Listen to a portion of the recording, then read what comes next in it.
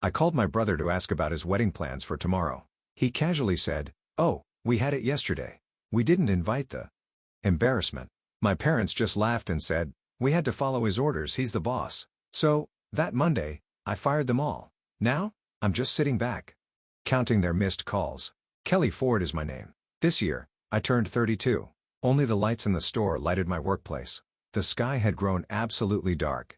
On the wall was an old-fashioned clock that read 9 p.m. from the restaurant's main floor. The sound of dishes and laughter could still be heard from a few surviving groups of patrons.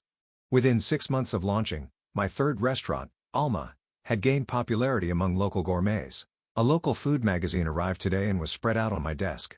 The article's page looked like this: Entrepreneur of the Year, Kelly Ford. I was laughing in the kitchen with the cooks in the picture. I told myself to hold on a bit longer.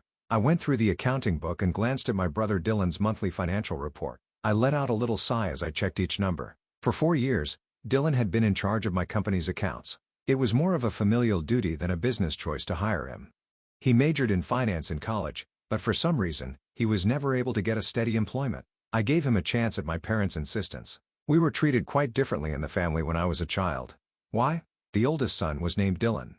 Even though he was, at best, mediocre and more often than not, below average in everything, my parents never questioned that he was a unique child. Having grown up with such high expectations from his parents, he was quite proud. He was envious as I worked hard to succeed and started to become noticed. My parents claimed to be busy and never visited my club's performances, but they were constantly at his baseball games. Despite his poor marks, they most likely snapped pictures of him during his high school graduation. But when I graduated as valedictorian, my father's only remark was, "You should have tried harder in sports." "You're just lucky," Dylan responded, denying my abilities. My parents disapproved when I chose to study cooking at culinary school after high school. My mother responded, "We can't afford your tuition on top of Dylan's." They were contentedly covering his pricey tuition at a private institution at the same time. But I persevered. I received financial aid to study under famous chefs at a prominent culinary school. I also worked part-time at restaurants while I was in school. I was able to learn administration and culinary while earning money. I simply used my money and a bank loan to launch my first business. My parents did not provide any financial assistance. I am now well known in the local food scene and the owner of 3 restaurants. It's ironic that I now work for Dylan. My parents claim Dylan's talents can't be showcased in a regular company when he resigned his third job. He is gifted. Let him assist at your store, Kelly. I grudgingly gave him a chance to be family because I couldn't refuse. In actuality, however, his skills were woefully inadequate. Dylan appeared conflicted about my accomplishment, but I remained mute to keep the peace. As I was going through the last page of the financial report, there was a knock on the door. "Come in," I said. Jenny peeked her face in. She was the manager of Alma and my right-hand woman. "Kelly, can I go home now? The last customers have left." "Yes, of course. Thank you for today, Jenny." She nodded with a smile. "The reservations are full tomorrow. Looks like a good weekend ahead." "That's great. Have a good weekend yourself." After Jenny left, I closed the financial report and put it in my bag. I would review it in detail at home tonight. Something was nagging at me. Dylan's work had been suspicious lately. Mistakes were increasing, and so were his excuses. Stepping outside, the cold November wind caressed my cheeks. Under the restaurant sign, I turned back and smiled contentedly. This was the fruit of my efforts. I wouldn't let anyone disturb it. That weekend, I continued to go through the financial report. Something was wrong. There were discrepancies in the numbers and several unclear transactions. They had started with small amounts but had grown larger recently. My cell phone rang and the screen showed a call from my cousin Megan. "Hello, Megan. It's been a while, Kelly. How are you?" Megan's voice sounded cheerful. "Yes, I was just working. Is something wrong? I thought I'd see you at Dylan's wedding last week, but I heard you couldn't make it because of sudden work." I froze. "What are you talking about?" "Last weekend's wedding. It was a small ceremony, but it was lovely. Just Dylan and Candace and close family and friends." Last weekend, I was at a loss for words. "I have been told that Dylan's wedding was next weekend." "What's wrong?" Megan asked curiously. "No, it's nothing. Thank you, Megan. Let's meet again." I hung up the phone in a daze. I had to check immediately. When I called my mother, she responded right away. "Hello, Kelly. Mom, was Dylan's wedding last weekend? I heard it was next weekend." "Oh, did we tell you it was next week?" It seems Dylan got the date wrong. That was a lie. I felt anger burning inside me. Out of all the relatives, they only told the wrong date to me. "You don't have to say it like that. Besides, it's not a big deal." There was a forced concern in my mother's voice. She must have known. Both my brother and my parents must have known, and they intentionally excluded me. I'll send you the photos. It was a very nice ceremony, she continued. Seconds later, photos arrived on my phone. Dylan and his new wife, Candace, along with our parents and relatives, everyone was dressed formally and smiling happily. My father raised his wine glass, and my mother embraced the newlyweds. It looked like a perfect family portrait, except for the fact that I was the only one missing. Nice, I said coldly. Right. Dylan made such a wonderful speech. It's rare to see him so emotional. Mom, why didn't you tell me? I finally asked. Kelly, I told you. Dylan got the date wrong. That's not what I mean. Why didn't you contact me right away when I didn't show up? Why was I the only one excluded? Silence flowed on the other end of the phone. Then my father began to speak. Kelly, you're always so dramatic. This is a trivial matter. We didn't intentionally exclude you. A trivial matter. My voice rose. It was Dylan's wedding, Dad. You're always busy, right? Always full with work. We just didn't want to take your time. At that moment, I understood clearly. They had always excluded me. My success must have seemed like a threat to them. Dylan was working for me discontentedly and mocked me by intentionally leaving me out. Mom, Dad, that's enough, I said quietly. What do you mean that's enough? Enough. I'm sick of your lies. I've always been treated as an outsider in this family. I've tolerated it until now. But I'm done. Kelly, you're overreacting. We love you. Love, I scoffed. Love means respecting the other person. You've never once respected me or my choices.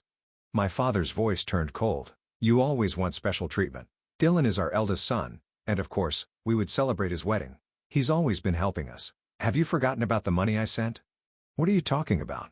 I'll let your mother talk now. It was my mother's turn. The money you sent, that's the money Dylan manages for us. How do you think we would have paid the house mortgage without him? I was stunned. Dylan was managing it? What does that mean? Mom, what are you talking about? The money Dylan sends us every month. Didn't he tell you? He's managing your company. You're just one of the chefs, so you don't know about the management. Suddenly, everything connected. The uncleared transactions in the financial report, the numbers that didn't add up. Dylan's recent behavior. I had been sending money to my parents every month. This had continued for several years since my business started to get on track. It was around the time I began employing Dylan, and I had asked him to make the transfers. However, he had been stealing money from my company and sending it to my parents under his own name. Mom, Dad, there's nothing more to discuss. I hung up the phone. At that moment, something inside me changed. This wasn't just a family hurt. It was a betrayal. Dylan had betrayed my trust, and my parents had believed his lies. I opened the financial report again. This time, I looked at it from a different perspective. Payments to customers, fictitious expenses, withdrawals under the guise of management fees. Dylan had been systematically stealing money from the company. Moreover, the amount suggested that he was pocketing more than just what was sent as remittances to our parents. I took a deep breath and called my lawyer. It's an emergency, I said. Can we meet tomorrow? The next morning, I arrived at the office early. I wanted to gather evidence before Dylan arrived. I logged into the accounting system and downloaded all transaction history for the past year. I could hear Jenny preparing on the main floor. By 9 a.m., the staff had begun to arrive one after another. At 9:30 a.m., Dylan showed up. As usual, he was late. He entered the office with a confident smile, holding a coffee in his hand. Good morning, Cal. He used my childhood nickname. It had always had a somewhat mocking tone. Good morning, Dylan, I responded calmly. Congratulations on your wedding. It sounds like it was a lovely ceremony. He paused for a moment, then quickly covered it up. Thanks. You heard from Mom. Why didn't you tell me? He shrugged. I thought I did. Looks like I got the date mixed up. It's not a big deal, right? Not a big deal. I looked at him incredulously. It was your wedding. See, this is why I didn't tell you. He took a sip of his coffee. You always get so dramatic, I said in a suppressed voice. Dramatic. Dylan, I'm your sister. I thought I was part of the family. Of course you are, he said mockingly. But honestly, Candace didn't want a big wedding. She wanted to celebrate just with people who are close to us. Close to you. I mulled over his words. So I'm not close to you. It's not like that. He was searching for excuses. You're always busy with the restaurant, aren't you? I pulled out documents from the desk drawer. I've been busy, but I've been watching the finances of the company. Especially since I've been thinking something's been off recently. Dylan's expression changed. What are you talking about? Ever since you came here 2 years ago, $500 has been withdrawn from the company every month under management fees. That's just an expense, he said nonchalantly. I thought so too, at first, but in the past few months, an additional $11,000 has been withdrawn every month. The amount is too large, so I was checking it. Then, the non-existent consultant fees. $2,000 every month and fictitious receipts. Dylan opened his mouth, then closed it again. Mom said you were sending money every month, I continued. Dylan, you must have been sending the money I was supposed to send to our parents as your own. If that's the case, you've stolen money from this company. Stealing? That's ridiculous. His voice rose. I work for this company. This is part of my compensation. Compensation? I said, trying to contain my anger. Your salary is already above market rate, and lately, you're hardly working at all. That money is for the family, he defended. I thought Mom and Dad needed more than what you were sending. Why didn't you just tell me directly? Why did you lie? You don't understand anything. Dylan stood up. Always perfect, Kelly. Always successful. Always right. What have you ever done for the family? I hired you even though you had no qualifications or experience. You mean out of pity? He scoffed. I'm not so down and out that I need your pity, but you wanted my money, even if it meant stealing it. At that moment, his face turned red. I didn't steal anything. You're fired, I said quietly. Pack your things and leave. No. What? You can't fire me. We're family. No. I can and I will. I stood up and handed him a document. This is a legal notice. If you do not return the misappropriated funds, I will take legal action. Dylan stared at the document in shock. Are you serious about suing me? You've betrayed me, Dylan.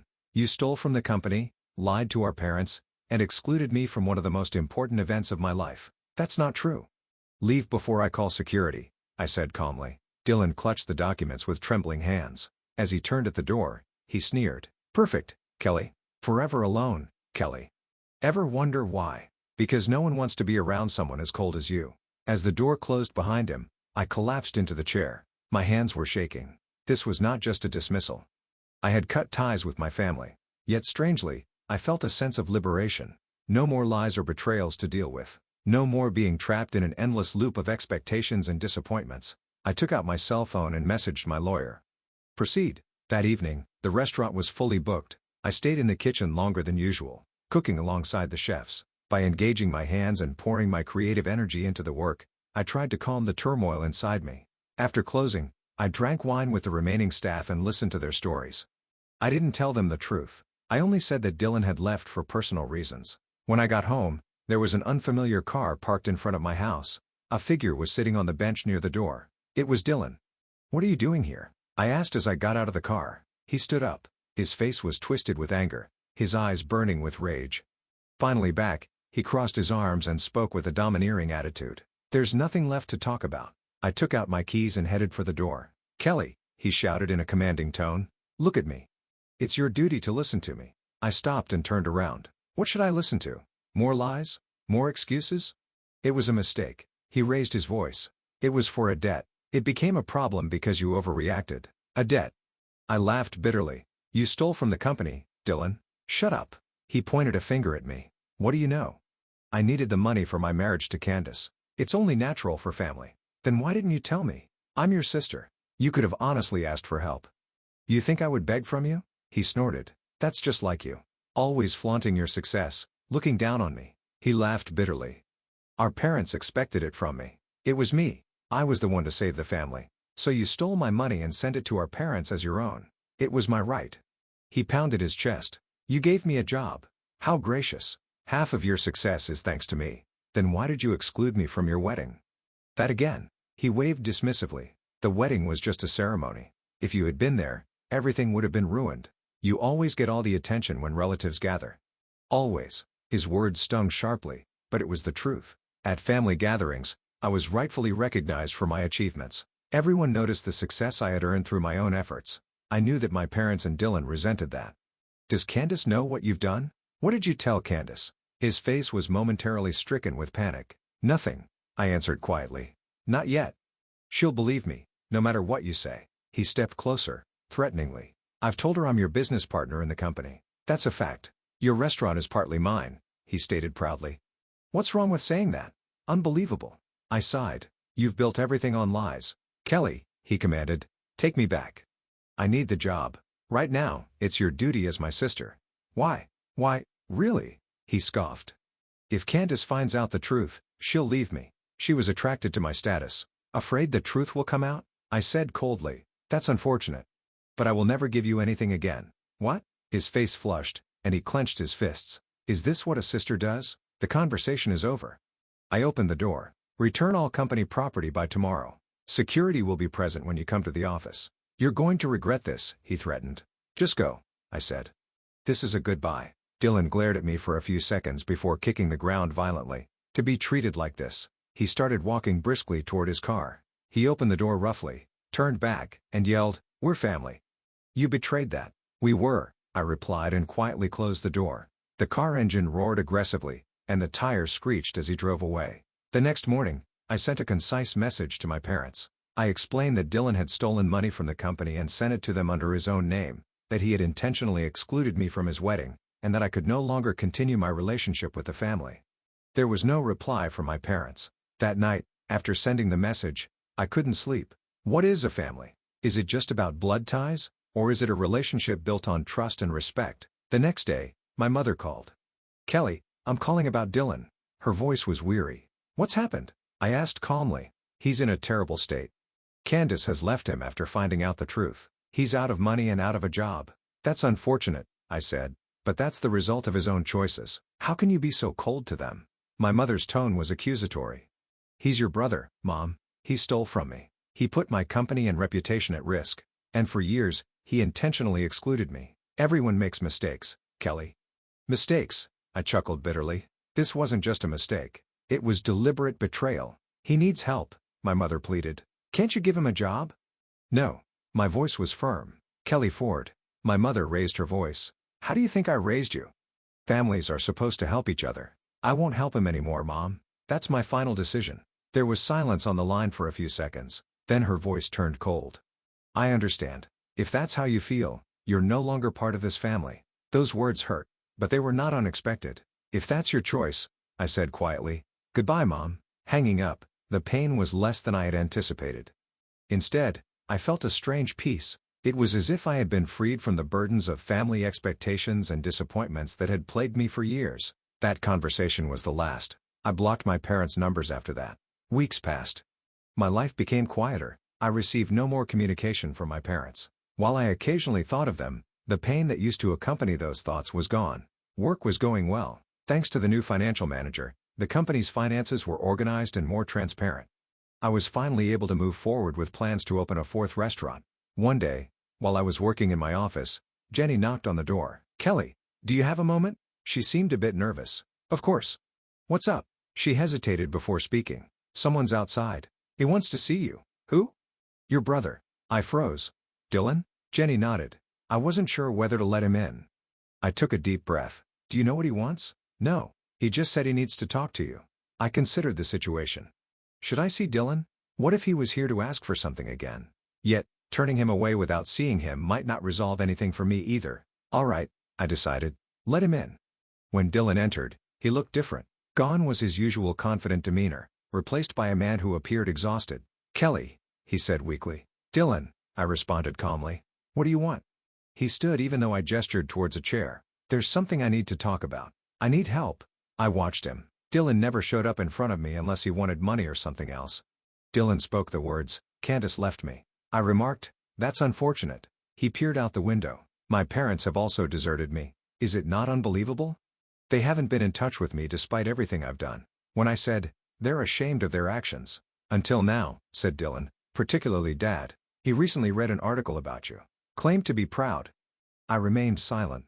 "Well, don't worry about the cash." He hurried to add, "I just need someone to listen. I've got a fresh idea. There will be a significant profit this time.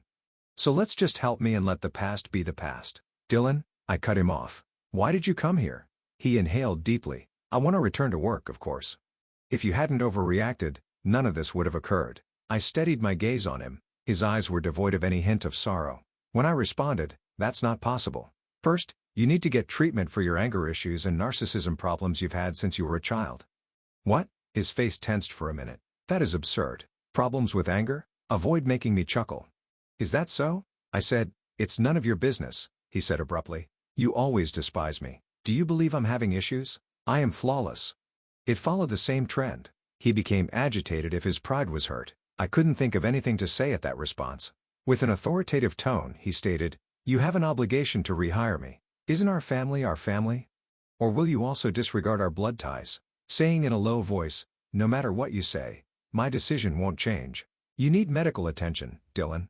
You'll benefit from it. Shut up, he shouted. I'm not clear to you. It's entirely your responsibility, not mine.